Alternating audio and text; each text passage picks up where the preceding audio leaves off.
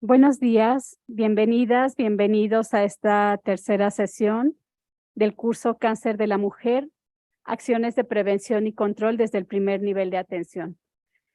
Los servicios de salud de la Ciudad de México a través de la Jurisdicción Sanitaria Cuauhtémoc y la Clínica de Especialidades número 5 les da la bienvenida y agradece al Hospital General de México, doctor Eduardo Lisiaga, por su hospitalidad. Especialmente a la doctora Guadalupe Mercedes Lucía Guerrero Avendaño, directora de este Hospital General, y al doctor Carlos Eduardo Aranda Flores, jefe del Servicio de Oncología, por todas las facilidades para que los ponentes que nos están acompañando puedan estar con nosotros en esta transmisión. Para quienes se conectan desde Zoom, les comento que no es necesario pasar asistencia, ya que la plataforma registra automáticamente la asistencia y la permanencia de los participantes. Por favor, les pido de toda su atención para el tema que hoy vamos a presentar. El día de hoy vamos a revisar la conferencia magistral de cáncer de endometrio y ovario por parte del doctor Juan Carlos Oliva Posada. El doctor Juan Carlos Oliva es cirujano oncólogo, jefe de la Unidad de Tumores Ginecológicos del Hospital General de México, miembro titular en la Sociedad Mexicana de Estudios Oncológicos, certificado por el Consejo Mexicano de Oncología, consejero del Consejo Mexicano de Oncología, profesor de posgrado en la UNAM, ginecólogo, profesor asociado de ginecología y cirugía oncológica, asesor de tesis en posgrado en la UNAM, miembro de la Sociedad Europea de Gineco-Oncología, miembro de la Sociedad Médica del Hospital General de México, profesor en cursos en gineco-oncología en el extranjero y Centroamérica, y miembro del Grupo Oncológico de la Clínica Londres del Grupo Los Ángeles. Pues sin más, el día de hoy vamos a hacer este ajuste en los temas y hoy vamos a revisar el tema de cáncer de endometrio y ovario. Le damos la bienvenida, por favor, al doctor. Gracias. Todavía no doy la plática y ya recibo aplausos. Muchas gracias. Bien, el doctor Escobedo amablemente, buen amigo, buen hermano, me pidió darles las pláticas y estuvimos analizando que también sería pertinente que diéramos no solo cáncer de endometrio, sino cáncer de ovario, que van a ver ustedes, es el segundo cáncer que tenemos en la unidad de tumores ginecológicos, no así como en Estados Unidos, que el primer cáncer sería el cáncer de endometrio. Aunque sí tenemos bastante cáncer de endometrio, pero un tumor bastante complejo en el manejo es el cáncer de ovario. Y ustedes se preguntarán, bueno, ¿por qué el doctor Oliva, si es cirujano oncólogo, está en gineco-oncología? Lo que pasa es que la parte del abdomen superior es una cirugía más compleja y el ginecólogo en muchas ocasiones no está preparado, el gineco-oncólogo, para manejar la pelvis, la parte superior del abdomen. Entonces, ¿me prestan el señalador? Si son tan amables, y para ir pasando las diapositivas.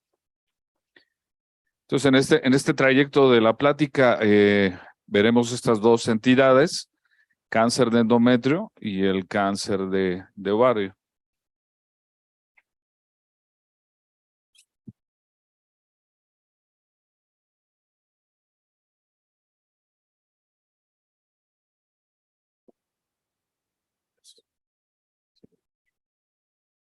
Bien. Entonces, ¿qué es el cáncer de endometrio? Epidemiológicamente hablando, es la segunda neoplasia maligna ginecológica pélvica. Ya sabemos que la primera es el cervicuterino. En países desarrollados es la neoplasia maligna más frecuente, es decir, en Estados Unidos, en Europa, es más frecuente que el cervicuterino, por razones que ya hablamos la plática anterior, en la cual se sabe que en países del primer mundo, por las vacunas, el cervicuterino va en deceso. En sí, hay protocolos ya establecidos en Australia que el cervicuterino va a desaparecer según las teorías, en el año 2060. Entonces, pero el cáncer de endometrio, por el tipo de mujeres que existen, que son de un fenotipo obeso, la obesidad, la grasa produce estrógenos, a fin de cuentas, y estos estrógenos impactan para el desarrollo de cáncer, tanto cáncer de mama como cáncer de endometrio. Entonces, la incidencia es de 8.2 por 100,000 habitantes a nivel mundial y la mortalidad es de 2 por 100,000. Si se dan cuenta, la mortalidad es muy poco frecuente y esto es debido a que el cáncer de endometrio da síntomas tempranos. Es decir, la mujer va a presentar un sangrado anormal o va a presentar sangrado posmenopáusico, que no es normal.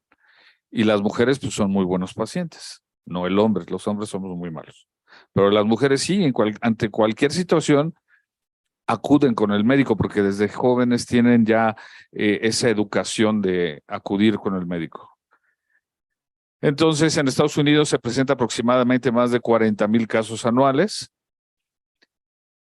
Si vemos la incidencia a nivel mundial, vemos que en la mujer pues, está dentro de los 5 tumores más frecuentes.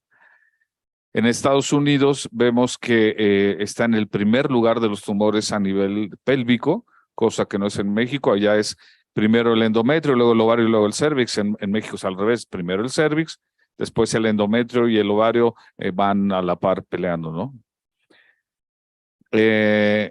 Si vemos, está dentro de los 5 tumores en México más frecuentes el cáncer del cuerpo uterino. Se le llama cuerpo uterino.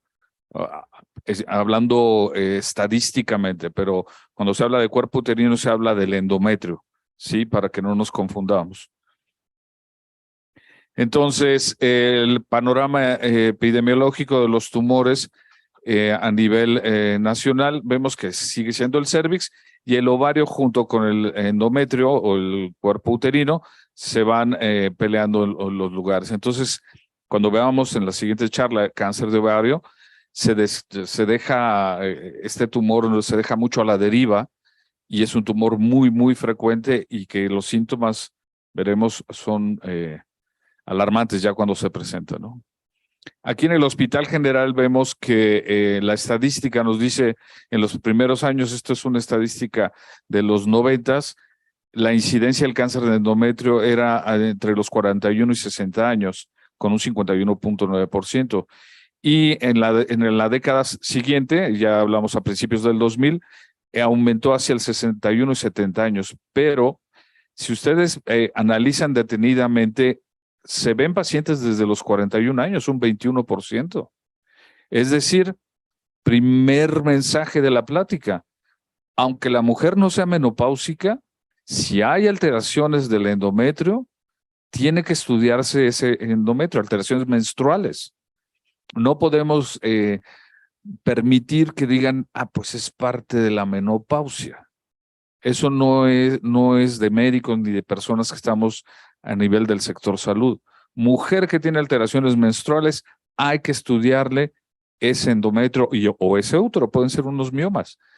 Pero tenemos muchas pacientes, vean, un 21%, que tienen cáncer de endometrio en etapas premenstruales, es decir, que todavía están en su periodo, en su ciclo, y tienen alteraciones de la menstruación. Aquí vendría la pregunta, ¿en qué momento es el momento adecuado para hacer un ultrasonido endovaginal a la mujer? Les voy a decir, es en el momento que ya terminó su periodo menstrual, porque es el momento en el que el endometrio es delgado, ¿sí? Si ustedes se hacen un ultrasonido a la mujer antes de que menstrue, pues obviamente el endometrio va a estar grueso. Entonces, esta imagen es interesante y además en las pláticas siempre es importante la anatomía. Si vemos, esto es el intestino, small bowel, dice aquí, intestino delgado. Aquí vemos un implante tumoral, porque el cáncer de endometrio también puede dar implantes dentro de la cavidad abdominal. Aquí tenemos la aorta con su bifurcación. Me estoy yendo lento para que los que están en línea puedan señalar la anatomía. Esta es la aorta con su bifurcación, la ilíaca externa, la ilíaca interna. Aquí vendría la trompa de falopio. Esta es la trompa de falopio. Este es el ovario. Aquí tenemos el cuerpo uterino. Aquí está Gracias. Aquí está fragmentado el cuerpo uterino para que podamos ver por dentro. Aquí está el tumor que nos compete ahorita, el endometrio.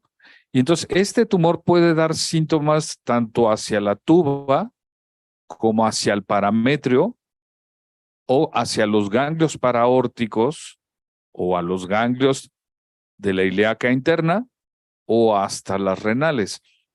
Gracias por la señalación. Y puede ser, todo dependerá de dónde se ubique el tumor. Si el tumor se ubica en el fondo uterino, el drenaje va a ir hacia los paraórticos. Si el tumor se ubica en el segmento inferior, va a ir hacia los obturadores. Entonces, en la actualidad, el manejo del cáncer de endometrio, casi siempre todas las cirugías son laparoscópicas, porque es un órgano el cual se puede extraer por la vagina, siempre y cuando sea una vagina permisible, una vagina que haya tenido partos y que el útero tenga una dimensión transversa menor a 10 centímetros. Porque si es mayor a 10 centímetros, teóricamente es la dilatación que tiene la cabeza de un bebé al salir por el canal vaginal.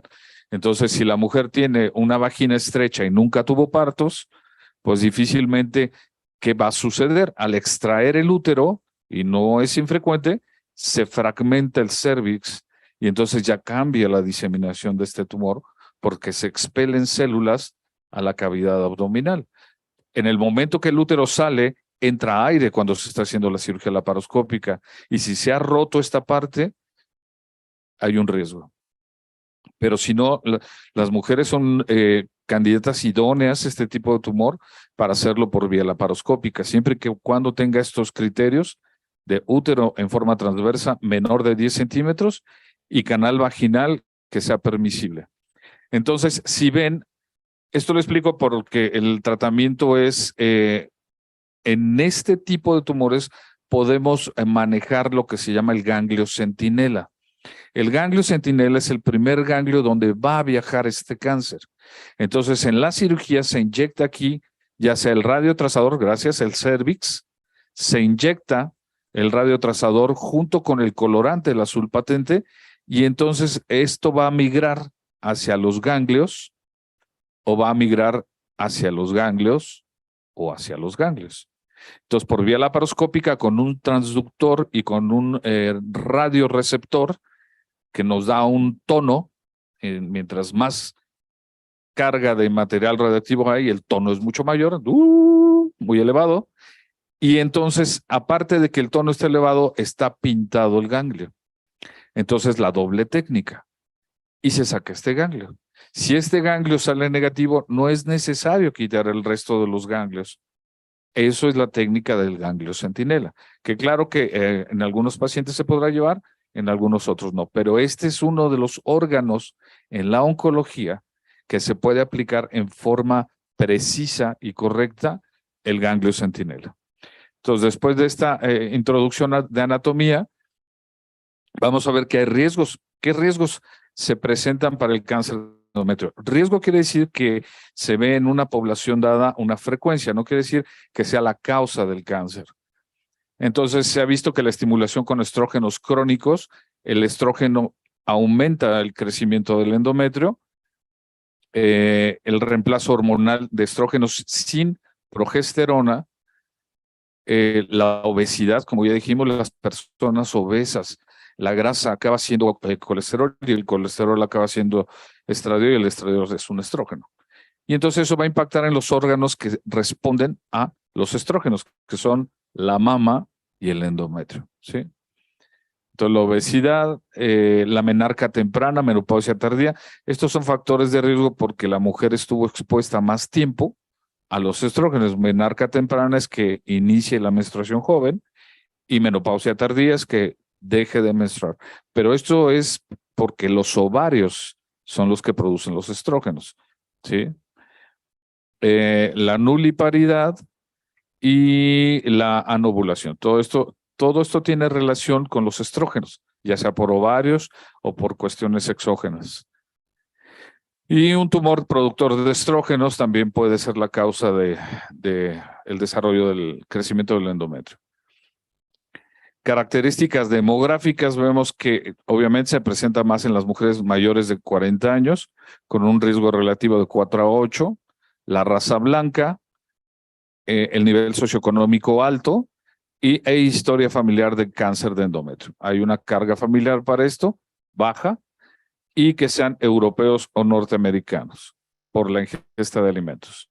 Otro factor asociado es que se ha visto como enfermedades, la diabetes mellitus, las pacientes con enfermedad de vesícula biliar, hay una relación, hipertensión y radioterapia pélvica previa. Las mujeres que han recibido radiaciones previamente por un cáncer cervicouterino o por algún linfoma tienen este riesgo.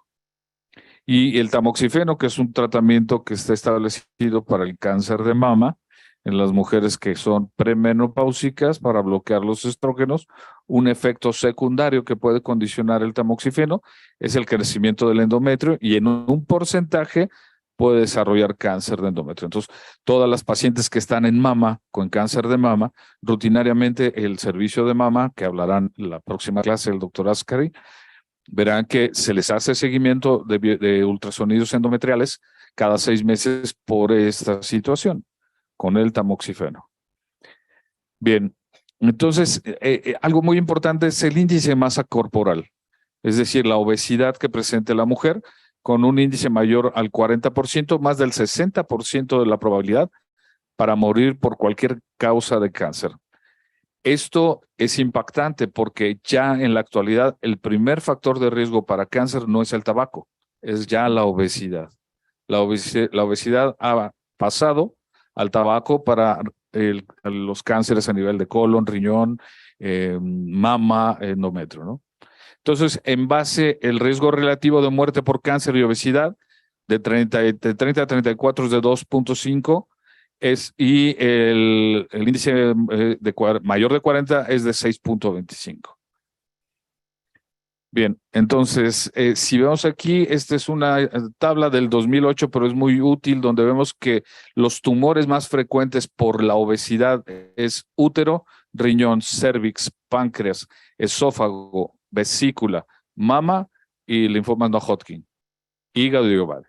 Entonces, la obesidad, médicos de primer contacto, es un factor de riesgo para el desarrollo de tumores. Entonces, una persona, aparte del síndrome metabólico que tiene, tenemos que estarle estudiando mama a la mujer, estudiando endometrio, estudiando ovarios, y eso se puede hacer fácilmente con ultrasonidos endovaginales. Y no nos quedamos con el pensamiento que dice, no, que es muy caro un ultrasonido. Pues no es caro un ultrasonido. Es más caro la quimioterapia y la radioterapia y toda la cirugía. Entonces, realmente un ultrasonido nos está costando 350, 400 pesos.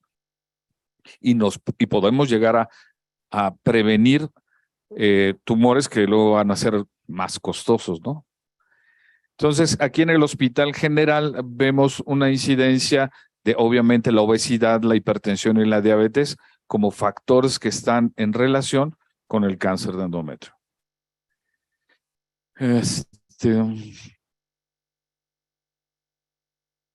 Entonces, a esto nos enfrentamos, a este tipo de pacientes, donde tenemos riesgos quirúrgicos importantes. Por eso, en la actualidad, la cirugía laparoscópica es una belleza para estas pacientes, porque son incisiones muy pequeñas y el útero va a salir por la vagina. Obviamente, las pacientes cuando van a ser operadas por vía laparoscópica tienen que ponerse en Trendelenburg y entonces baja toda la masa abdominal e impacta a nivel pulmonar. Entonces, el anestesiólogo necesita tener una buena perfusión ventilatoria para que se pueda operar la paciente. A estas pacientes les pedimos pruebas de función respiratorias preoperatorias, que no sean epocosas, que no sean pacientes fumadoras o que dejen de fumar.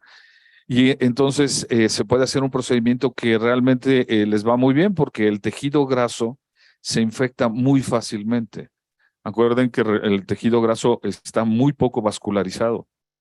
Entonces, al abrir nosotros la vagina por vía abdominal, pues estamos haciendo ya una cirugía potencialmente contaminada.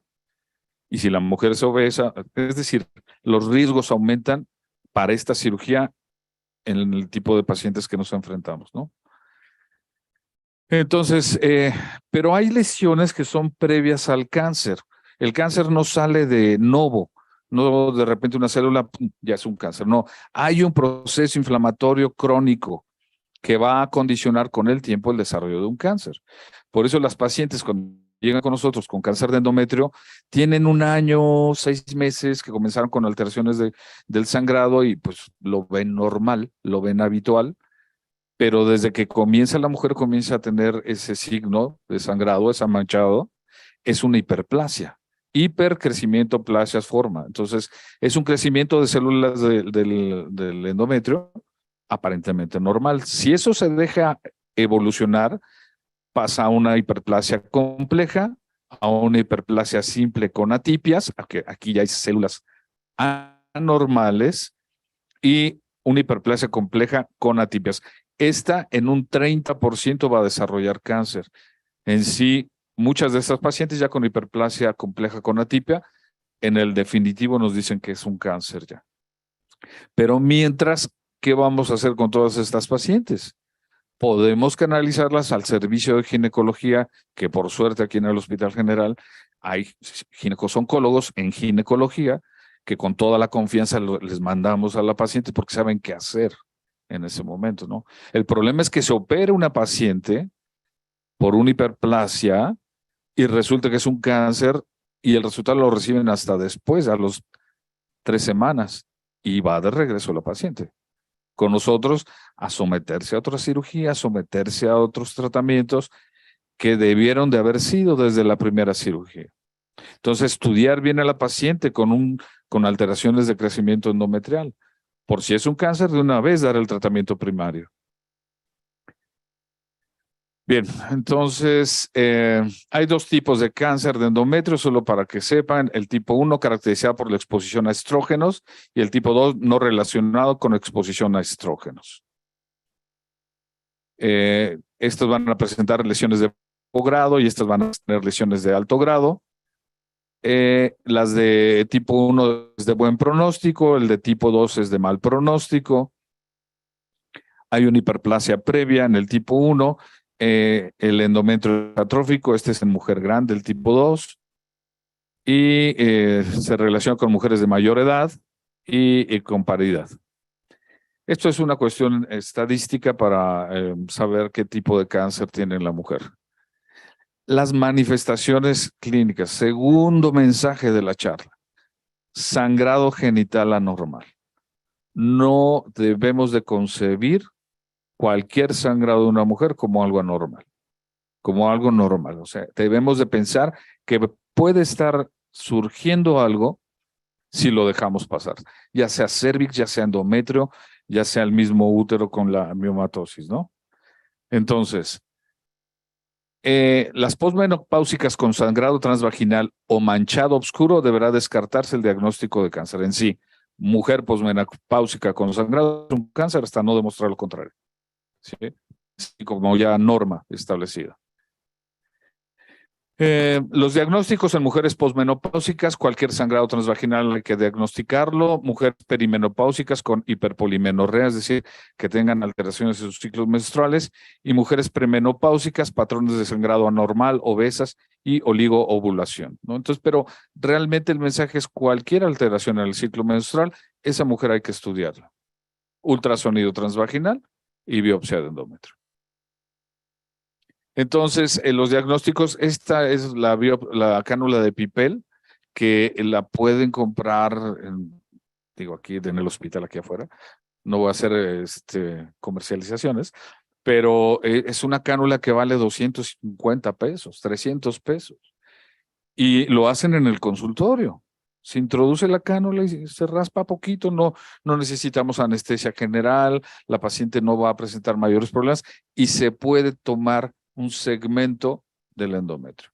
La certeza diagnóstica tiene una sensibilidad, detecta aproximadamente el 90% de las lesiones, sabiendo cómo manejarla bien, pero esto lo puede hacer el médico de primer contacto en todas las pacientes que tengan una alteración menstrual o un manchado posmenopáusico y ya se toma la biopsia. Que no salió nada no quiere decir que no haya cáncer, ojo, quiere decir que la biopsia no tenía cáncer, pero sí puede tener la paciente una lesión.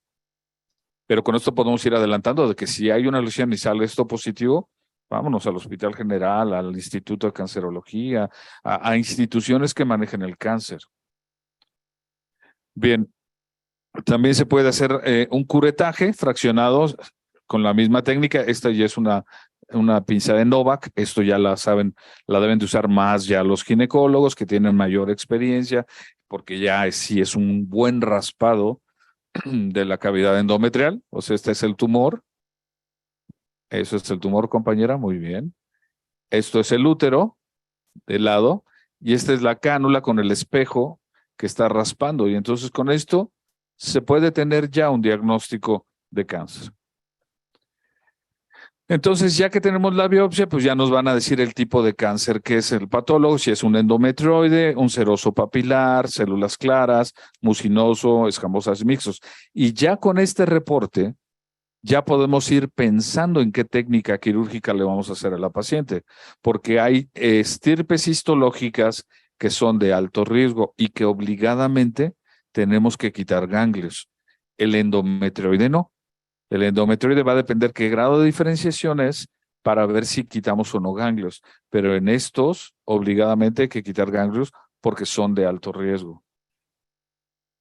También otra cosa que se puede hacer, pero esto ya es más complejo, la histeroscopía es ya con sedación, con un aparato óptico, se mete a nivel del útero y se ve por dentro, por una cámara, ya la cavidad endometrial, se ve donde puede haber una lesión, pero esto ya lo pueden hacer en algunas instituciones donde haya un servicio de histeroscopía establecido, porque implica a los anestesiólogos, que esté el anestesiólogo para el procedimiento. Algo bien importante a todos los que hacemos Papá Nicolaos, porque pues, yo también he hecho en mi vida, es el cepillo endocervical. No evitar hacer el cepillo endocervical. ¿Por qué? Porque el 50% del cáncer de endometrio se puede diagnosticar por el cepillo endocervical y obviamente también el cáncer del canal endocervical, del cervix, ¿no? Entonces, por medio de esto que se puede hacer en consultorio, ver dónde está el orificio del exocervix, meter el cepillito y sacarlo, expanderlo y fijarlo. Podemos tener un diagnóstico hasta de un 50% de cáncer de endometrio. Entonces ya esto se manda a estudiar, y a los pacientes les vamos a pedir esto, todos los estudios, pero ojo, CA125. CA125 es el marcador tumoral para el cáncer de endometrio.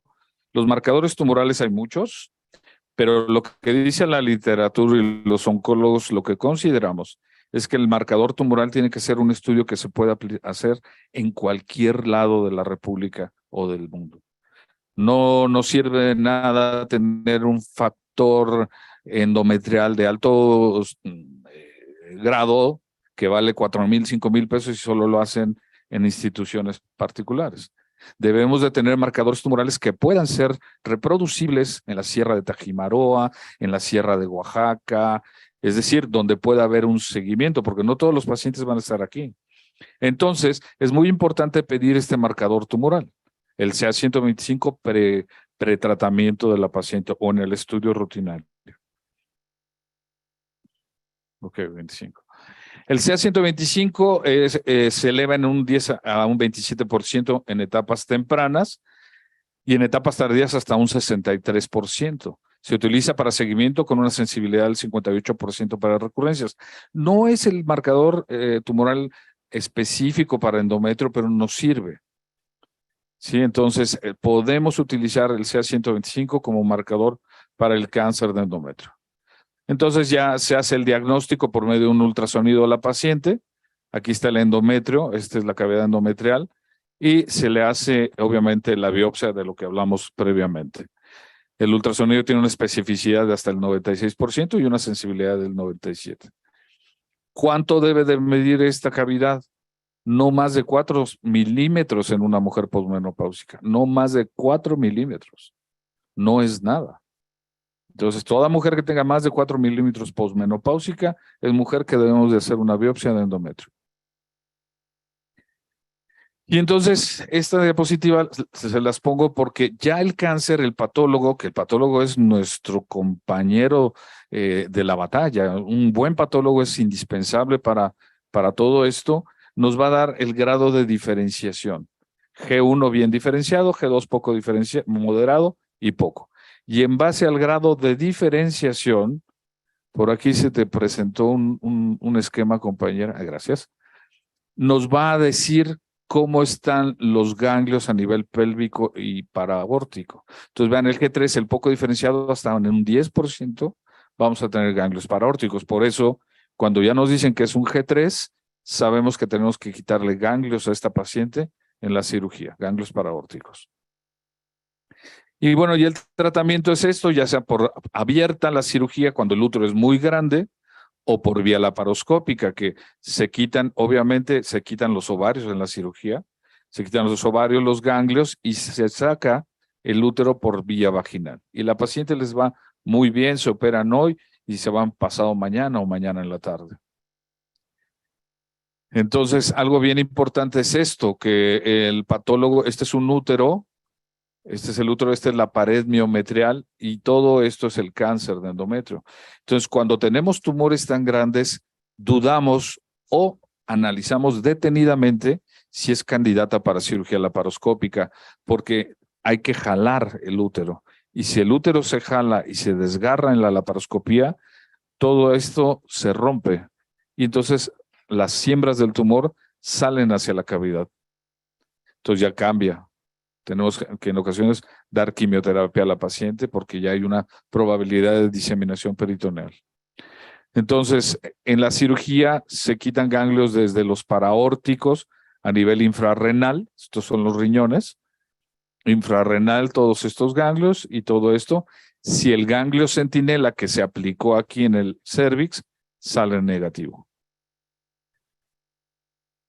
Y entonces, esta es una cava, esta es una vena cava, esta es una vena aorta, aquí está la bifurcación, y aquí hicimos una linfadenectomía, este es el uretero, donde lo disecamos completamente. Tenemos que llegar a hacer estas disecciones cuando el cáncer lo tiene indicado, pero no es lo mismo una cirugía de este tipo a una laparoscopía. Pero obviamente, si existen riesgos, tendremos que hacer vía abierta tradicional. Bueno, estas son las piezas de patología y entonces esta es la cirugía laparoscópica donde la paciente se pone en posición, se introduce el capuchón, se fija bien, se ponen los trócares y ya la paciente se está operando con el médico, con el cirujano lo estamos operando y no más de 2 horas y media. El procedimiento se realiza sin complicaciones pertinentes, ¿no? Bien, y entonces esto es nada más para que vean, el cáncer se divide en etapas clínicas, desde el 1A hasta el 4B. Y mientras menos avanzado es, la sobrevida es mucho mayor, obviamente. Pero vean, la gran mayoría de las pacientes están en esta etapa clínica, en la etapa 1, porque la mujer fue atendida, porque se dio cuenta del manchado, porque tuvo una normalidad en su menstruación ya después de varios ciclos, y acudió con el médico, con el ginecólogo, se le hizo una biopsia y se canalizó con el médico adecuado para el tratamiento del cáncer. Y entonces, para concluir la plática, ¿cuál va a ser la actitud diagnóstica para beneficio de las pacientes? En toda paciente que será sometida a cirugía gineco-oncológica, primero, biopsia de endometrio. Esto lo tenemos establecido con el grupo de ginecología del hospital y creo que debiera de aplicarse en todas las instituciones. Paciente que va a ser operada de histerectomía por miomatosis, hacerle una biopsia de endometrio. No nos quita nada, está en el consultorio, se manda estudio y sabemos si hay una lesión en el endometrio, porque muchas veces el mioma que dice que es submucoso, subseroso, submucoso, no es un mioma, es un tumor. Entonces, a todas las mujeres que van a ser sometidas a histerectomía por miomatosis uterina, que es algo benigno, hacerle una biopsia de endometrio, como rutina, como escrutinio, como estudio general de estas pacientes. Entonces, como protocolo de estudio preoperatorio en la miomatosis uterina y pedirles a todas un CA 125. Con eso vamos a impactar para que nos llegue una paciente operada de miomatosis por un cáncer de endometrio, que se les escapó. Y entonces, bueno, este es el Botero, es un dibujo de Botero, y esta es la mujer en la que tenemos que estar pendientes, del cáncer de endometrio. Con esto terminamos la primera plática. Pasamos a la de ovario, si es tan amable. Al final las preguntas, y el examen también, ¿no? Sí, muy bien. Sí. Sí, todos así como... ¿Alguna pregunta mientras ponen la charla? ¿No? Es que bueno. Para el endometrio, no es el ideal para el endometrio. Hay mejores, pero el CA125 es el que tenemos más a la mano. Entonces, ¿cuándo se te va a elevar el CA125? Cuando ya haya células que se hayan ido hacia la trompa. La trompa te va a elevar el CA125. El peritoneo te va a elevar el peritoneo. Pero en una etapa temprana el CA125 no te lo va a indicar. Pero, ¿qué tal si vas a operar a una paciente y le pides un CA125 y te sale en 90? Y no perdiste nada. Al revés, la paciente ganó, ¿no? Entonces sí es algo que debemos de tener como bien establecido, pedir ese marcador tumoral. Y ese marcador tumoral te lo hacen en todos los laboratorios, en todos, ¿no? Bueno, con esto iniciamos para... No pasa. No pasar. No pasa. Ahí está.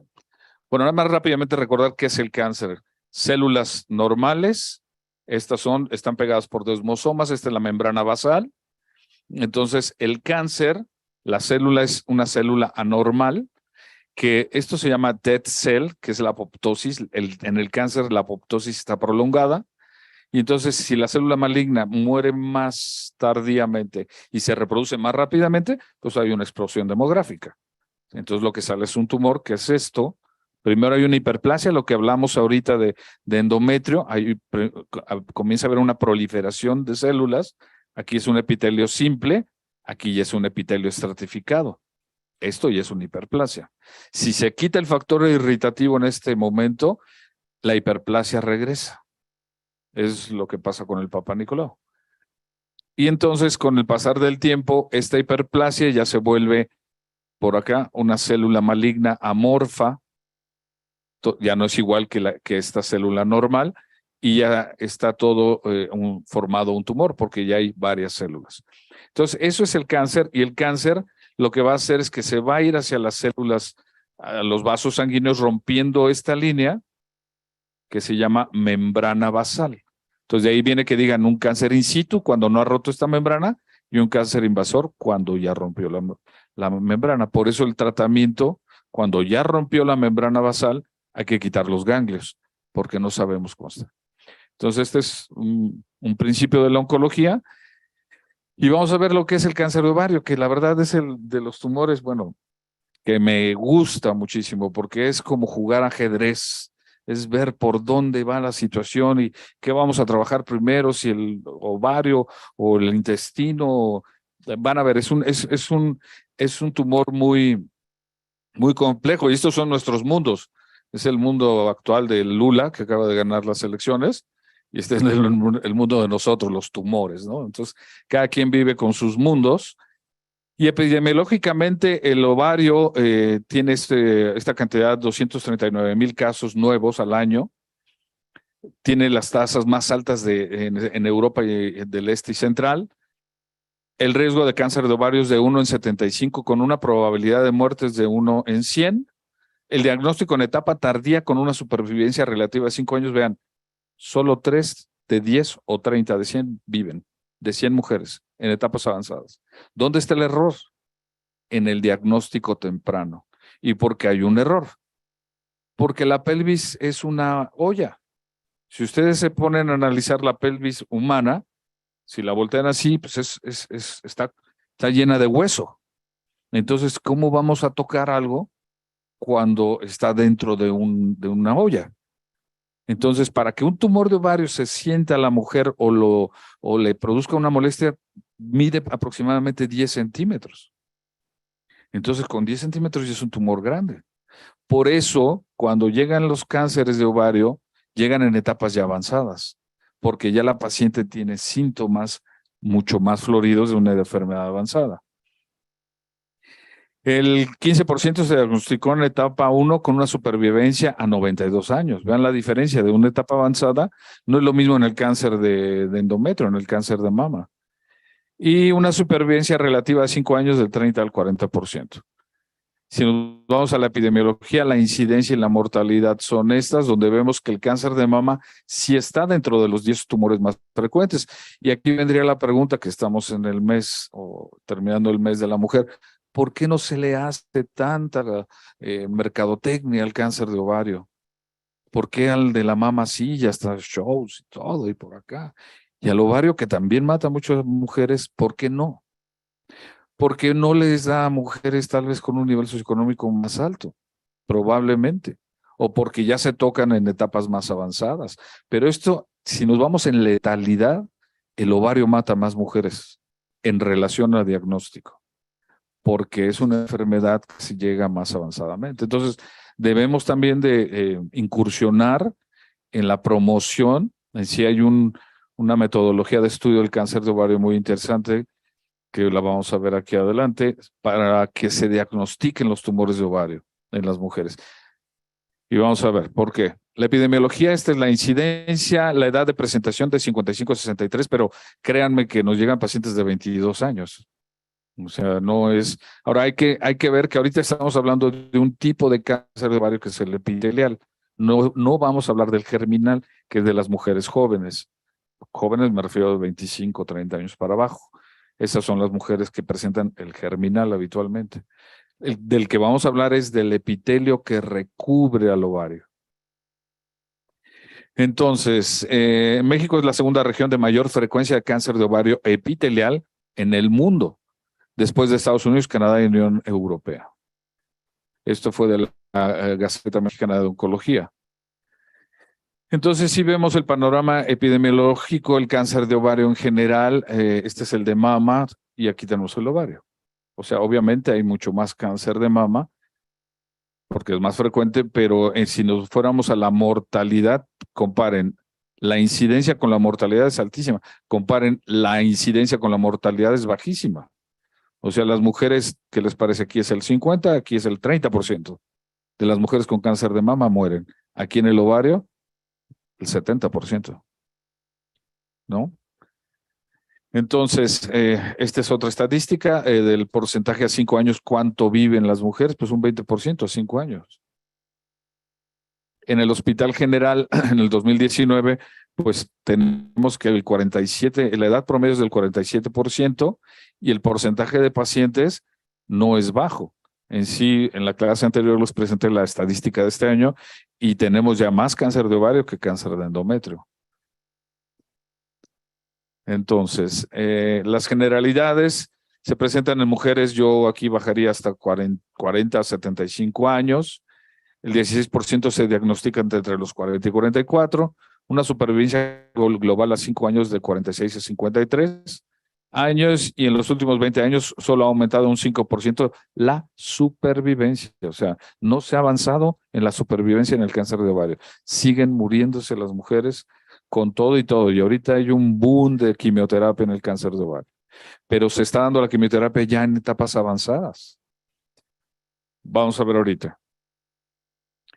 Entonces, bueno, esto ya hablamos. En Estados Unidos hay una campaña que es el BEAT, que es el bloating, o sea, que sientan el abdomen que les flota, líquido, que tengan saciedad temprana, dolor abdominal y problemas con la vejiga. Pero todo esto son síntomas ya avanzados. Ya la mujer ya no come bien, ya le duele la vejiga al orinar, se siente distendida. Esto ya es avanzado, ¿sí? Entonces, el riesgo de la mujer posmenopáusica de cáncer de ovario a lo largo de su vida es de 9 a 13%. Y ojo, diagnóstico tardío. Tenemos que impactar en el diagnóstico temprano del cáncer de endometrio. No es igual que el del ovario, no es igual que el de endometrio. El de endometrio hay un manchadito y ahí van con el médico. Aquí tenemos que tener médicos generales la destreza para diagnosticar un tumor de ovario. Y eso va a ser con la exploración física.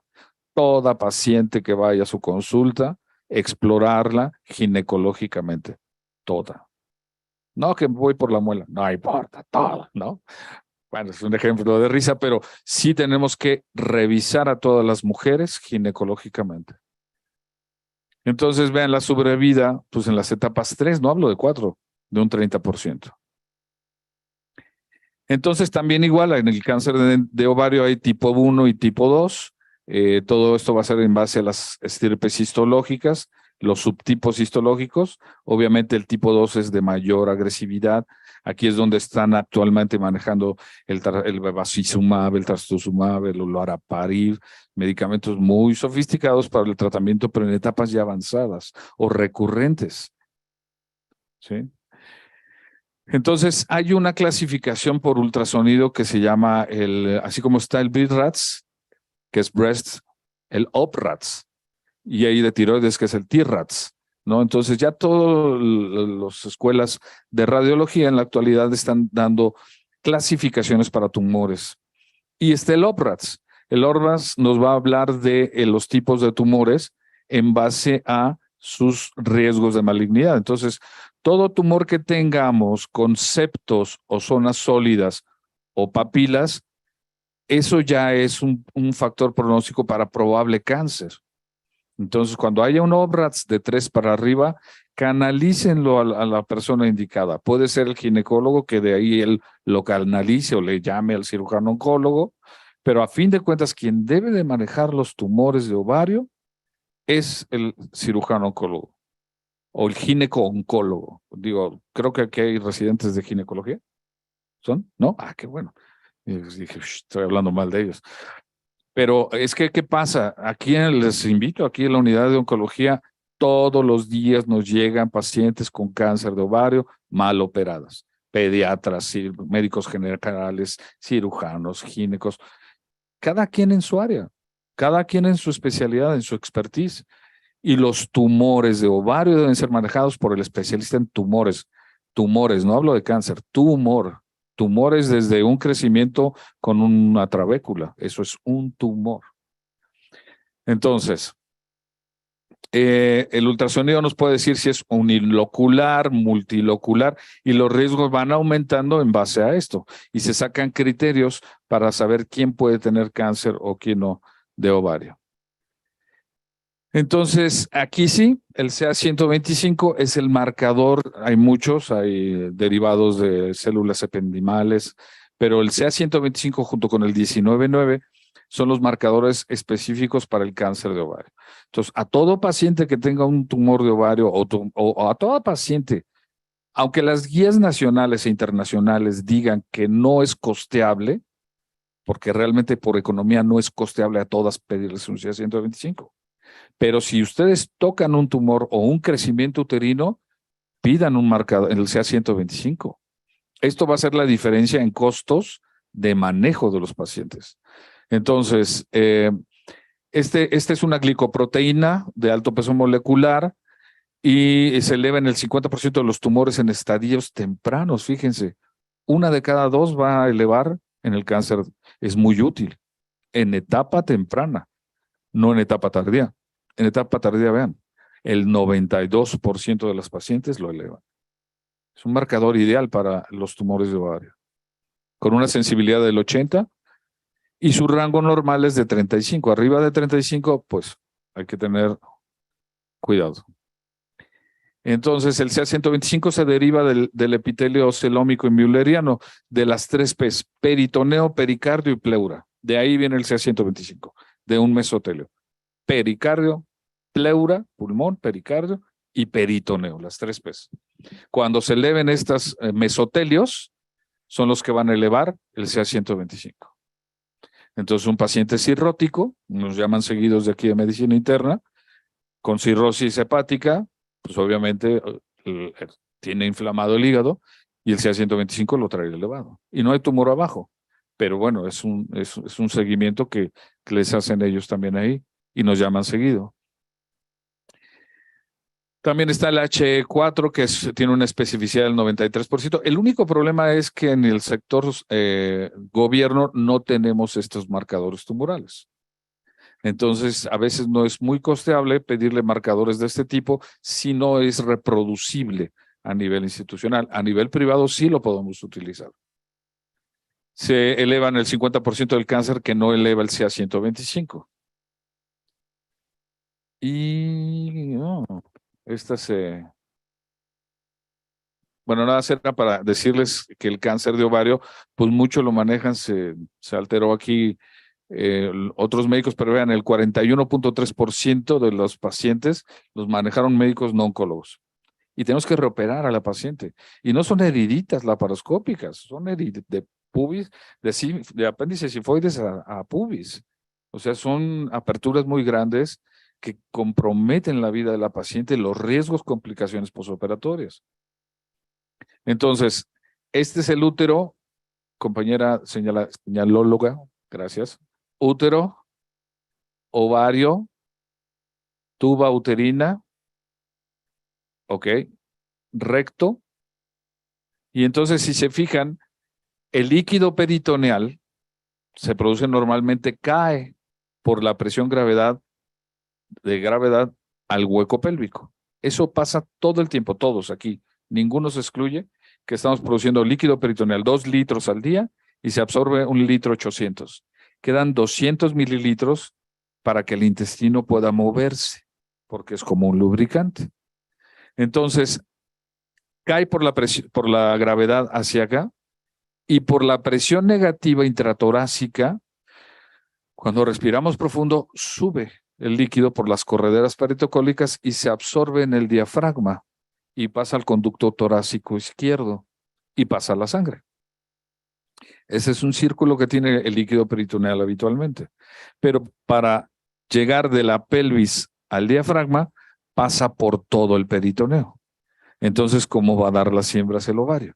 Por vía peritoneal. Entonces va a dar siembras a las correderas, al apéndice sifoides, a la raíz del mesenterio, al epiplón, que el 30% del líquido lo absorbe el epiplón.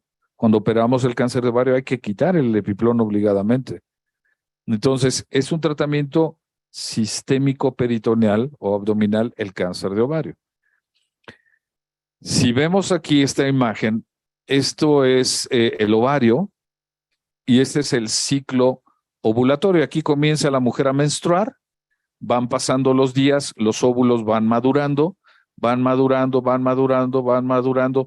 El óvulo prominente o prioritario va a ovular, viene aquí y ovula. Pero vean esto que hay aquí, esta capita chiquita. Este es el epitelio del ovario. De ahí sale el cáncer epitelial, de esta pequeña capa, que si lo vemos a magnificación, esta capa se rompe. Entonces, ¿qué pasa cuando una célula se rompe y se separa de otra? Se activa el factor de crecimiento, entonces hasta que vuelven a juntarse. Y esto pasa mensualmente. Por eso las mujeres tienen dolores en la ovulación, porque hay una discreta peritonitis. Esto es peritoneo. ¿Sí? Entonces, mujeres con riesgos de que son multiovulatorias o que recibieron estimulantes de la ovulación, tienen riesgo para cáncer de ovario, sí, bajo, pero lo tienen. Entonces, de aquí, en algún momento las células se salen de control y de aquí, de esta pequeña capa, que es el epitelio, sale el cáncer más frecuente de la mujer, de ovario.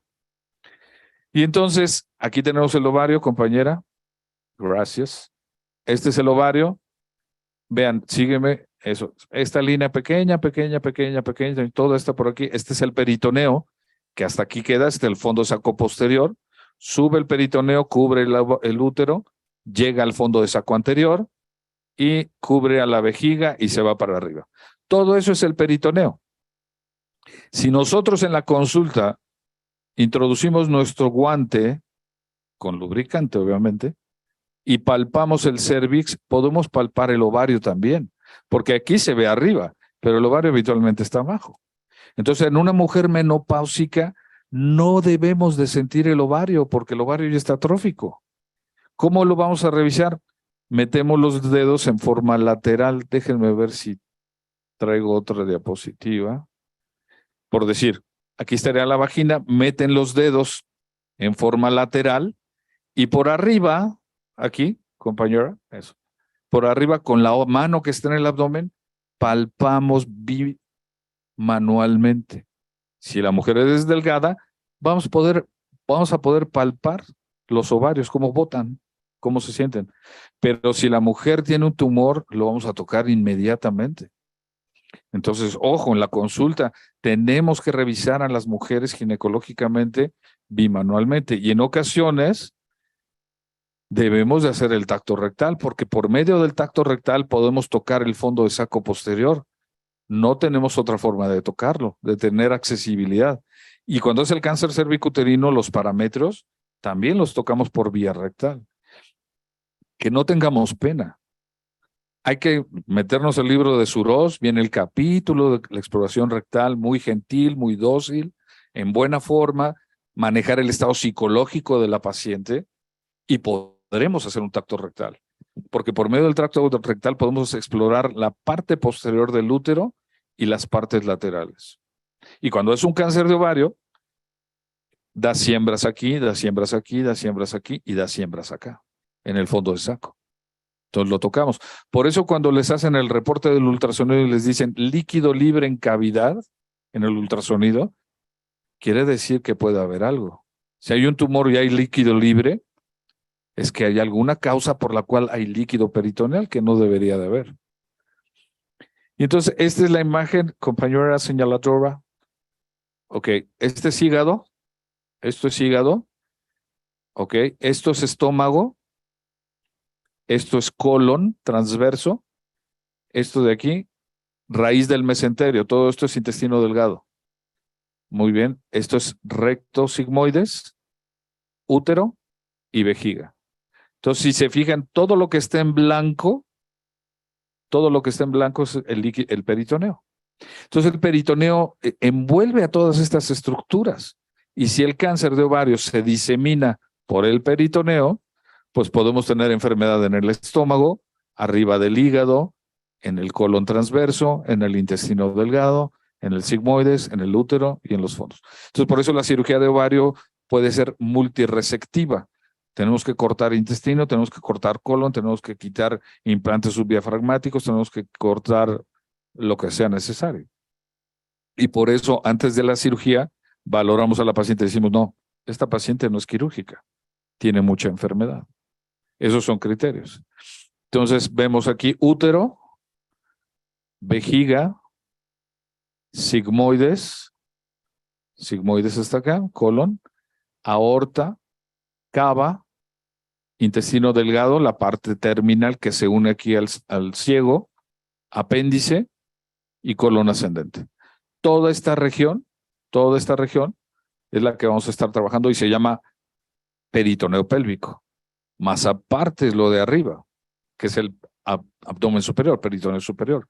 Ya tenemos que quitar a veces el vaso, tenemos que quitar partes de estómago o parte de hígado, todo dependerá de los criterios de la paciente y de los ciclos de quimioterapia que tenga. Nuevamente aquí el líquido peritoneal en amarillo. Esto es el epiplón, Aquí el 30% del líquido peritoneal se absorbe. Por eso a veces tocamos masas duras en el abdomen superior cuando ya hay carcinomatosis.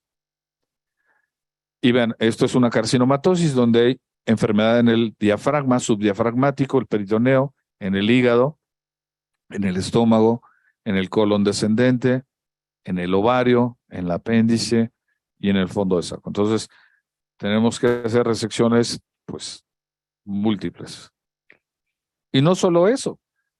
A veces tenemos que meternos, aquí tenemos la cava, esta es la aorta, la bifurcación de la aorta, y todos estos puntos verdes son los ganglios. Entonces, en ocasiones tenemos también que meternos a quitar todos los ganglios paraórticos y todos los pélvicos para tratar ya sea de estadificar o de darle una disminución de la carga tumoral. No se duerman, todo está muy bien, todo está tranquilo, sacudámonos un poquito, ya los veo así. Entonces, el cáncer de ovario, ¿cuál es la causa del mal manejo? Probablemente la razón para cirugía incompleta es debido al mal cirujano, ojo, al mal patólogo, patólogos inexpertos y sin conocimientos. Esto viene en las guías europeas establecido, no es de que yo lo ponga. Se está establecido después de muchos artículos en los cuales la causa del fallo en el cáncer de ovario es que el cirujano se meta a operarse sin saberlo y que el patólogo, imagínense en un transoperatorio, digo, hay un 30% de posibilidades de que falle el transoperatorio, pero que nos digan, híjoles, pues a definitivo, doctor, porque pues no sé si es cáncer o no, no. O sea, no, o sea, sí puede existir ese error, pero necesitamos trabajar con patólogos expertos. Aquí hay expertos, en el Instituto de Cancerología hay cursos de patología oncológica. Por ende, el cáncer se debe manejar en instituciones oncológicas. Yo soy cirujano general y yo ya no opero hiatos, ni hago hernias hiatales, ni me meto a operar colecistectomías. Para eso hay especialistas. Yo a lo que me dedico es a lo mío. Entonces, ojo, no los tumores deben de ser manejados por los ginecólogos que no tengan la especialidad en oncología, y menos un médico general. ¿Sí? Entonces, la obesidad puede ser un factor de riesgo para que decidan no operarla o lo hagan mal.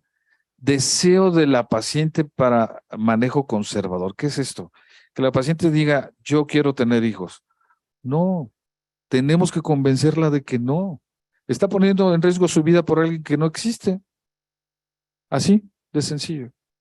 Pero legalmente no podemos proceder. Si la paciente dice, yo quiero tener hijos, legalmente es su vida. Y no podemos proceder al tratamiento radical de quitar útero y ovarios.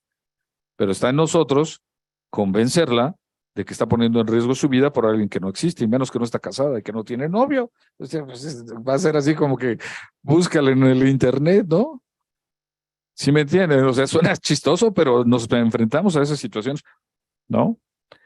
Entonces, esto, deseo de la paciente de manejo conservador, hay que ser muy cautos. Y enfermedades concomitantes severas, o sea, pacientes que están en muy malas condiciones por el cáncer, no se deben de operar primero quimioterapia. Bien. Edad avanzada, enfermedad crónica subyacente, diagnósticos prequirúrgicos considerados como patología benigna. Y se ha demostrado un incremento en la sobrevida de aproximadamente 24% en pacientes bien estratificadas, que fueron operadas bien la primera vez. Principalmente en las etapas clínicas, unas que realmente eran 3, es decir, se creía que la etapa del cáncer de la paciente estaba en una etapa 1 y no había sido estratificada y por ende no se le dio quimioterapia. Y resultaba que tenía etapas 3. Entonces, tenemos que estratificarlas bien. Entonces, tumores en la cavidad abdominal o pélvica, así nos llegan las pacientes con esta paciente era una paciente que, si ven, está rojo, se había ido a terapia con abejas. Le habían puesto un tubo con abejas y le habían picoteado abejas. Se dan los casos, ¿no? Tumores así nos llegan todas las semanas, nos llegan pacientes así, con tumores de este tamaño, con tumores de este. Tenemos ahí una galería de fotografías y salen bien las pacientes. Salen bien porque les ponemos nutrición parenteral, porque las atendemos en forma adecuada, porque los residentes que nos ayudan a operar ya son especialistas, no son pasantes. Entonces, todo eso impacta en el pronóstico de la paciente, ¿sí? Y bueno, factores de riesgo, esto ya no lo vamos a tocar. El diagnóstico, dolor abdominal, dolor, el diámetro abdominal, el tumor, pérdida de peso. Esto es bien frecuente en el tumor de ovario. La paciente tiene un tumor tan grande que ya el estómago no se distiende. Entonces no come, come poquito. Ay, ya me llena. Ay, ya me llena. No se espanten, pero sí es así, ¿no? Las náuseas y alteraciones menstruales. Ojo, otra vez, alteraciones menstruales. Todas las pacientes que les lleguen al consultorio, un ultrasonido transvaginal de control. No, que la norma oficial dice que no, sí dice que no, pero 300 pesos les puede ayudar. ¿Sí? Ese es un problemita que yo he tenido con las autoridades. Pero pues aquí se ve mucho cáncer. Bien, entonces el ultrasonido transvaginal nos va a dar la localización, tamaño y consistencia. Y vean, en las mujeres premenopáusicas, los tumores malignos son muy pocos, pero en las posmenopáusicas son muy altos. Entonces, ultrasonidos a toda mujer. ¿Cuál mujer? Pues la que se sienta distendida, que, doctora, traigo una colitis. Seguido pasa que son colitis y le dan ahí su antiespasmódico, desparasitarlo. Sí, todo eso, lo que quieran, pero un ultrasonido. También, un ultrasonido, ya sea abdominal o ya sea transvaginal. Bien, entonces, pues para terminar rápido, vean cómo en las etapas más avanzadas, pues el marcador tumoral es más efectivo.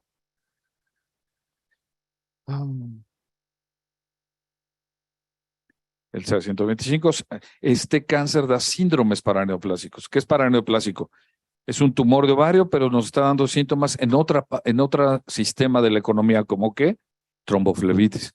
La mujer comienza a presentar trombos, inflamaciones, hipercalcemia, hipoglicemia, síndrome inapropiado ACTH, caquexia y coagulación intravascular diseminada.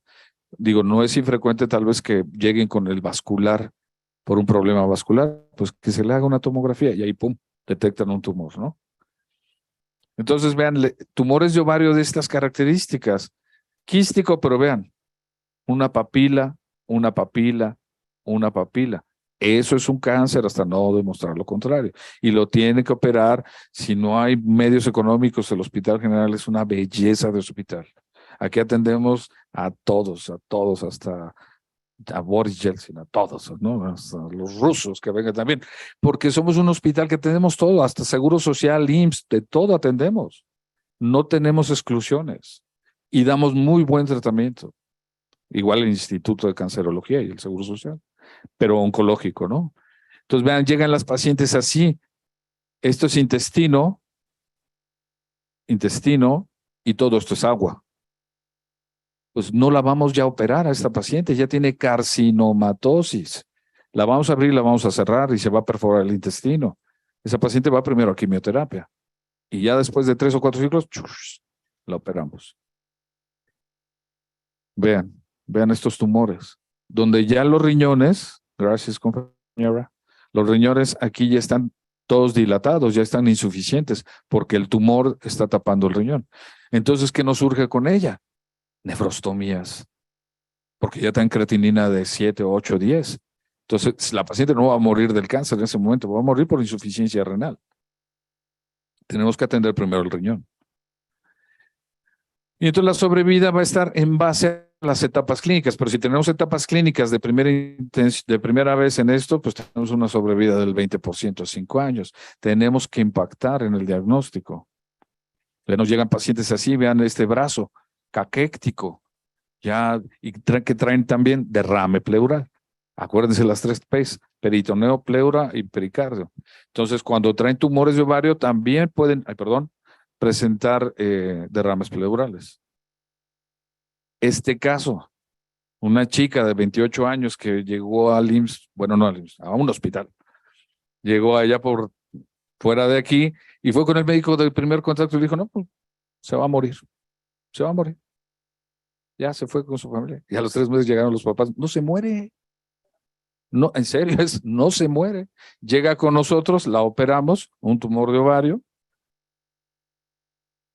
O sea, vean mi mano, compárenlo. Y la paciente se vivió. Entonces, no debemos de permitir eso. Si es un tumor de ovario, que la atiendan los especialistas. No permitamos que un médico, digo, respetuosamente, pero que diga ya tajantemente, se va a morir. No puede ser. Eso no es permisible, no debe existir. Y miren, esta es una imagen del cáncer de ovario. Este es el intestino delgado, gracias compañera. Y esto es el cáncer. Vean, es como si ustedes estuvieran tomando pancita y arrojaran ya no van a comer pancita, y arrojaran un arroz, así todo un puño de arroz lo arrojan a la pancita y se queda el arroz todo pegado. Ese es el cáncer de ovario. Así es el cáncer de ovario. Entonces es muy difícil cuando tenemos un cáncer de este tipo, pues poderlo quitar. Por eso van primero a quimioterapia. Y por eso hay criterios tomográficos de marcadores tumorales, de estado nutricional de la paciente. Entonces, ¿qué hacer? En honor a la doctora Gallardo, que lamentablemente falleció hace unos días, ella era quien llevaba el programa de cáncer de ovario en el Instituto Nacional de Cancerología. Y entonces, pues tuvimos la suerte de comenzar a trabajar con ella junto con el gobierno del Distrito Federal y con el Hospital Juárez también. Y se ideó una norma, me voy a adelantar para eso. Esto es un machote que tienen ya establecido en la consulta, donde se va palomeando en base a los criterios de riesgo de la paciente. Y si reúne cierta cantidad de criterios, legalmente está autorizado para que le hagan un ultrasonido con un CA 125. Y con eso ya lo pueden aceptar en el instituto o lo pueden mandar para acá a las pacientes, ¿no? Entonces, esto se llama CAOBA, que lo ideó la doctora Gallardo. Y pues es uno de sus legados que nos deja el puntaje CAOBA, que es muy útil, muy útil. Allá hay algunas cositas que yo le cambiaría, como es inflamación crónica del intestino por más de 6 meses. No, pues no nos esperamos 6 meses. Con los 2 meses que me inflamo, un ultrasonido, ¿no? Y entonces, ¿cómo mejorar la detección oportuna en primer nivel? El método de detección más eficaz debe ser la exploración física. Toda paciente que llegue con ustedes, la voy a revisar, señor. Convénzala. Es por su bien, señora. Y que esté el esposo ahí o la mamá y una exploración gentil, darnos cuenta de lo que un canal vaginal implica. No es lo mismo un canal vaginal multíparo que un canal vaginal nulíparo. Entonces, un nulíparo, pues es un guante con un dedo. Un multíparo, pues ya son 2 deditos. Igual el espejo. Yo en mi consultorio tengo espejos especiales chiquitos para mujeres, ya sean seniles o ya sean mujeres que no han tenido partos. Entonces, de eso va a depender mucho que podamos explorar bien a la paciente. Entonces, si sabemos que ha tenido partos, pues explorarla, ver el útero, ver cómo está a los lados, en los fondos de saco, ver los ovarios. Oiga, ¿sabe qué, señora? Pues si hay algo, un ultrasonido y marcador. Y de ahí vamos a impactar. Porque las normas internacionales dicen que el ultrasonido no impacta económicamente para el diagnóstico del cáncer de ovario. Pues sí, claro, si estamos viendo que le vamos a hacer a 100,000 mujeres un ultrasonido y solo se van a detectar 60, 70, pues sí, no impacta.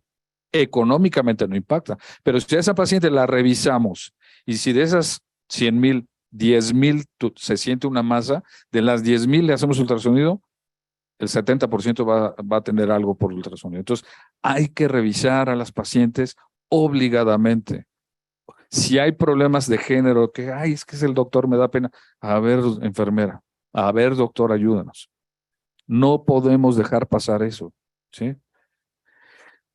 Mujer posmenopáusica no debe de palparse los ovarios. O paciente con alteraciones menstruales, realizar exploración vaginal dirigida hacia los ovarios. Las mujeres que tengan dispareunia, que tengan dolor en la relación sexual. No temer en explorar, si es necesario rectalmente, con una técnica adecuada. Nuevamente lo del CAOBA. Conclusiones: sintomatología digestiva repetitiva de la paciente, solicitar ultrasonido CA 125. Eso grábenselo. Realizar una buena historia clínico-familiar.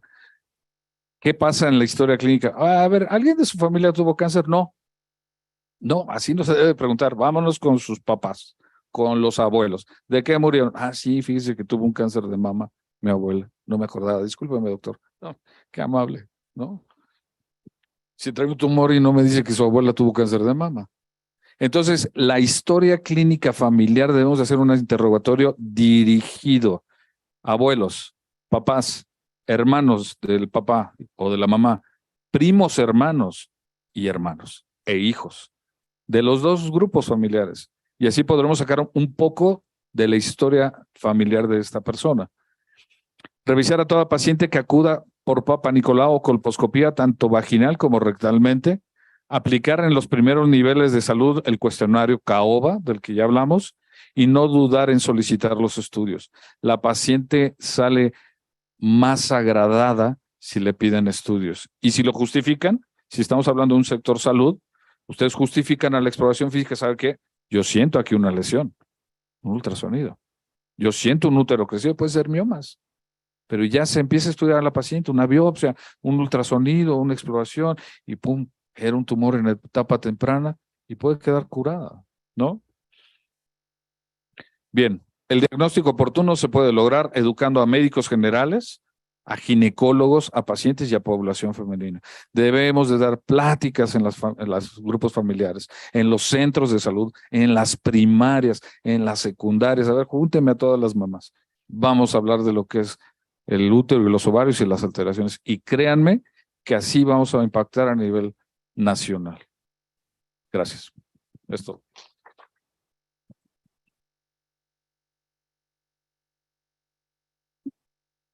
Bien, pues muchas gracias, doctor. Mientras van revisando si aquí hay alguna duda, en línea preguntan, ¿y si es una mujer de 11 años con una alteración menstrual, qué sigue? Ginecología.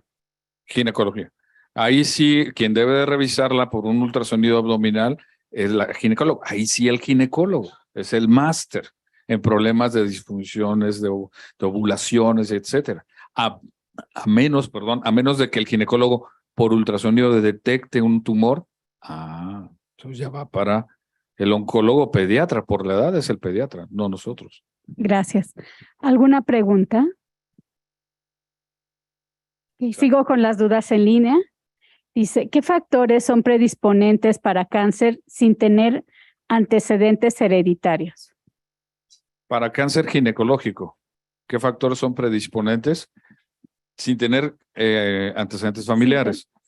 Obesidad, para endometrio, o sea, eso está más que establecido. O sea, toda mujer obesa tenemos que estar, revisando endometrio y mama. Toda mujer, o sea, les repito en línea, saludos a todos los que nos escuchan, ¿no? Toda mujer que es obesa, toda mujer que tiene obesidad, tiene riesgo para cáncer de riñón, para cáncer de mama, para cáncer de endometrio. Entonces, lamentablemente, las pacientes con obesidad tienen un riesgo elevado. Y si a eso le ponemos que es fumadora, pues es otro factor de riesgo establecido. Y si tiene BPH, no, pues ya estuvo más difícil, ¿no? Entonces, todo va a depender del modus vivendis y operandis de la paciente, ¿no? Otra duda es, ¿cuándo se decide ya no extraer el útero por cáncer cervicouterino? Muy buena pregunta.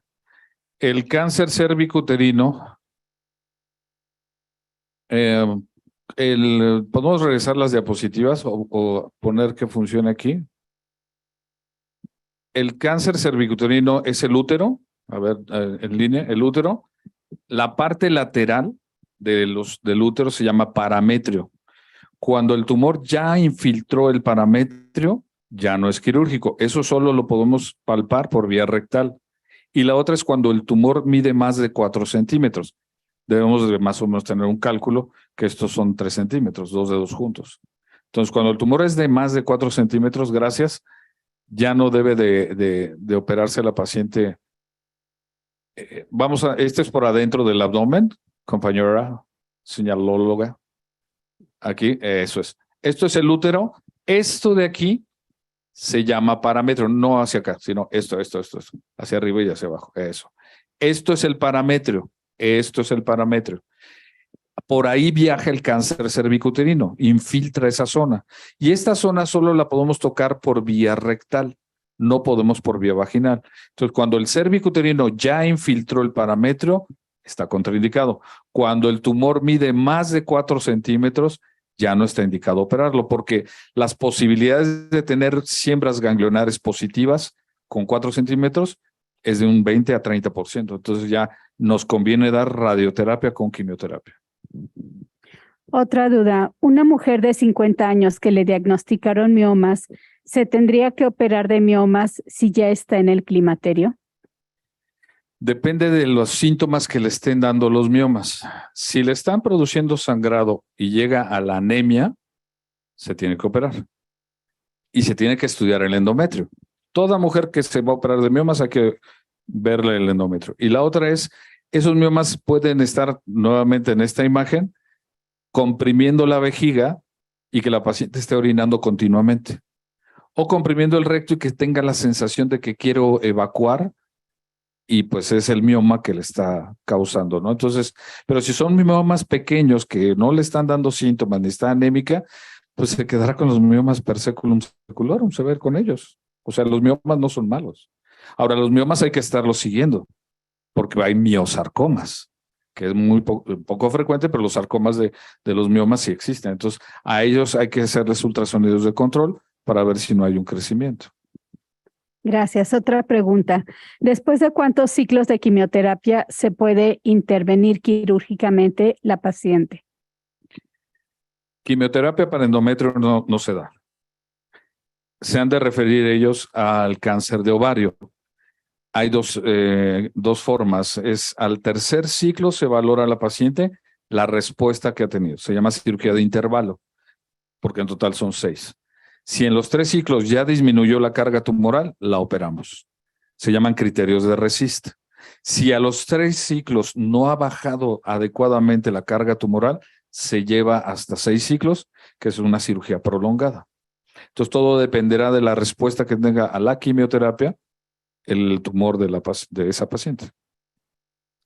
Alguien más pregunta, ¿existen medicamentos como analgésicos, antibióticos para tratamiento de hiper o hipotiroidismo o algún otro medicamento que condicione al cáncer de endometrio o de otros cánceres en la estructura femenina para que se produzcan con mayor tendencia? Y le mandan saludos desde Puebla. Gracias a toda la República Mexicana. Bueno, lo que sí se ha visto es que las pacientes que tienen hipotiroidismo, por obviedad les están dando terapia de reemplazo. Entonces, a estos pacientes que tienen hipotiroidismo tenemos que estarles controlando los niveles de T3, T4 y TSH, porque muchas pacientes comienzan con el hipotiroidismo y no se vuelven a controlar. Y resulta que están en un hipertiroidismo. Y acuérdense que las células se duplican en gran parte por la función tiroidea. Entonces, no quiere decir que sea un factor de riesgo, pero sí ha habido pacientes aquí en el hospital que son hipotiroideas, que vienen hipertiroideas con tumores de ovario. Entonces, no se puede asegurar científicamente, pero por lógica médica, toda paciente o persona que esté hipertiroideo podrá desarrollar alguna proliferación celular, sí, porque el metabolismo está acelerado. Entonces, había más, ¿no?, de la pregunta. Solamente para que si hay algún otro medicamento como analgésico o antibiótico, también pregunta. ¿Que pueda condicionar al cáncer? Condicionar. No hay nada demostrado. Bien. Otra persona pregunta, yo tuve el CA-125 elevado por un tumor en ovario y salió negativo en patología, malignidad. Mi pregunta es, ¿por qué salió elevado ese marcador tumoral? Sí, nuevamente, el CA-125 lo que nos va a demostrar es inflamación del peritoneo. Entonces, hay otras patologías que son peritoneales que elevan el marcador, pero que no es un cáncer, como puede ser desde una apendicitis, una enfermedad pélvica inflamatoria, una endometriosis. Todos esos pueden condicionar. Seguramente ella tuvo un endometrioma, que son tumores del tejido endometrial que elevan el CA-125 y no es un cáncer. Pero debió haberlo operado un oncólogo, porque si le quita el endometrioma y le dicen en el momento que sí es un cáncer, en ese momento se actúa. Y la última, ¿por qué y de qué forma la grasa también produce estrógenos? ¿Cómo? ¿Por qué y de qué forma la grasa también produce estrógenos? Sí, la grasa es colesterol y el colesterol se va alterando y formando estradiol y el estradiol acaba siendo estrógenos. O sea, es una secuencia bioquímica de degradación del colesterol. Bien, hay otras 3 más. Si una paciente sale con BPH positivo y lesión grado 1, se realiza un cono, se envía a estudiar pieza y solo sale BPH. Son células, se realiza Papa Nicolau y sale bien, pero presenta sangrado y se realiza ultrasonido encontrando miomas de 5 centímetros. Teóricamente el del BPH está en control, no curada, nunca se cura la gente, pero está en control. No hay justificación para quitárselo. Y los sangrados del útero pues pueden ser por los miomas y hay que ver qué tanto tiene de sangrados, pero no hay una relación de los miomas con el virus del papiloma. Si una niña con cardiopatía con edad de 13 años y su menstruación es continua con coágulos y ya vio ginecología y le dan medicamento para para parar por unos días y regresa, ¿sería bueno que lo viera un médico oncólogo? En teoría no. En teoría no, porque no hay una patología oncológica. En teoría, tal vez debería de irse a un instituto que maneje problemas de mujeres con riesgos como es la cardiopatía.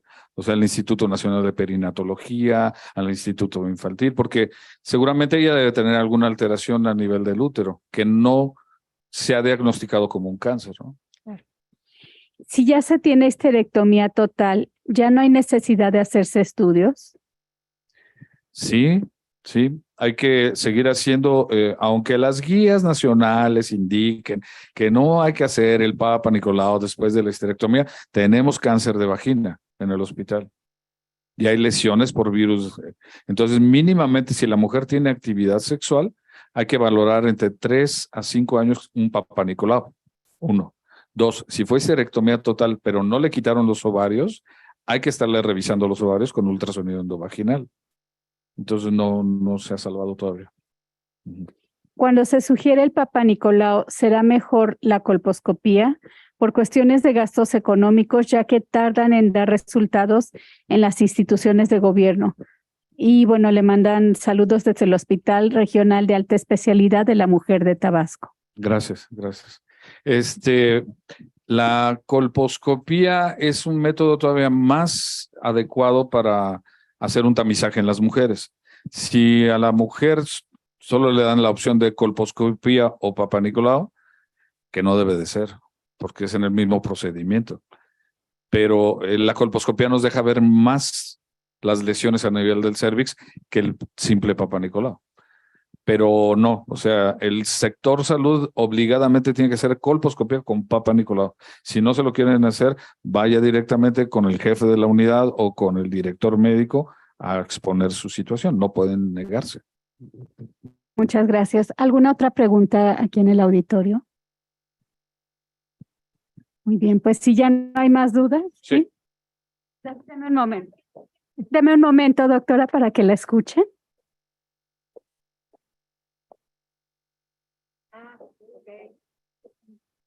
Así sí, gracias. Doctor, una pregunta, ¿a qué se refiere con menarca temprana? Porque, por ejemplo, en los lugares tropicales, la mayoría de las niñas tienen una menarca muy temprana, a partir de los 9 años. Cierto. Según las guías o la Organización Mundial de la Salud es abajo de 11 años. Pero puede pasar eso, ¿no? Entonces, si hablamos de estadísticas, si la incidencia es que las niñas en esa región, lo normal es que menstruen a los 9 años, pues es una incidencia normal, ¿no? Pero si por decir la niña comienza a menstruar a los 8 años, pues eso habla de algo anormal, pero realmente son factores de riesgo que pues casualmente salieron. No quiere decir que van a tener algo, ¿no? Pero nada más que han estado expuestas más tiempo a los estrógenos. Pero no nos alarmemos, telepúblico. O sea, es un factor de riesgo nada más bajo, muy bajo. ¿Alguna otra pregunta?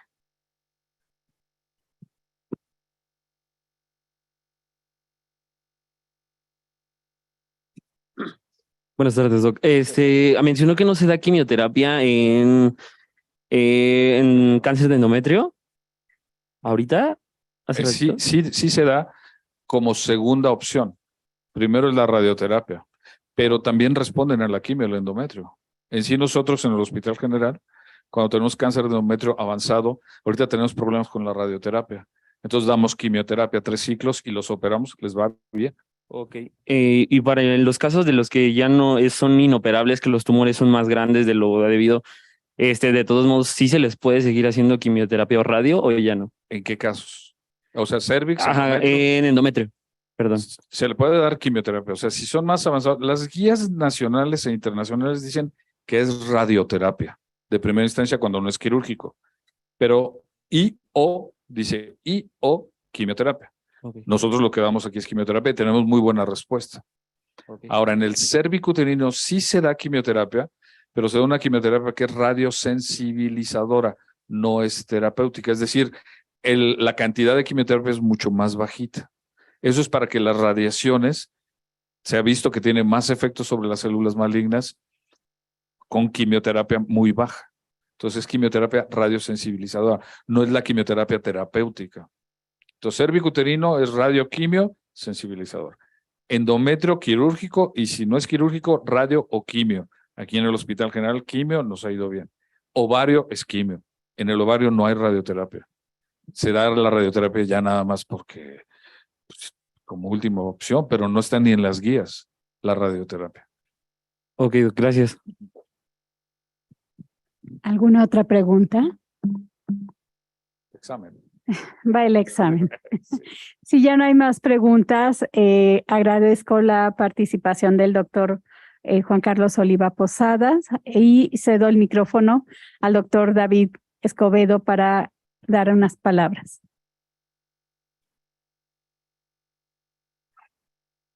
Pues no me queda más que agradecer profundamente estas dos grandes participaciones que has tenido, Juan Carlos. Muchas gracias. Muchas gracias de parte de la Clínica de Especialidades número 5 de la Jurisdicción Sanitaria Cuauhtémoc y de los Servicios de Salud Pública de la Ciudad de México y de todo nuestro teleauditorio. Y hubo un cambio de agenda, como ustedes se dieron cuenta. Él estaba programado para el próximo lunes. La conferencia que tendremos el próximo lunes es la que era hoy y es de cáncer de mama. Eso como información, y aquí le entregamos un pequeño agradecimiento.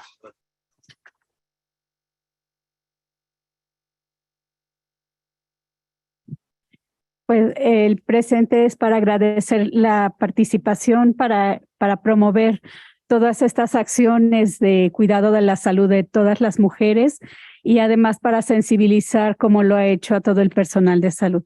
Muchas gracias, doctor. Gracias. Sí, por favor, un aplauso al doctor. Y bueno, pues sin más les agradecemos su asistencia el día de hoy a esta sesión. Que tengan buena tarde y nos vemos el siguiente lunes a las 12 del día con el tema de cáncer de mama. Tengan buena tarde.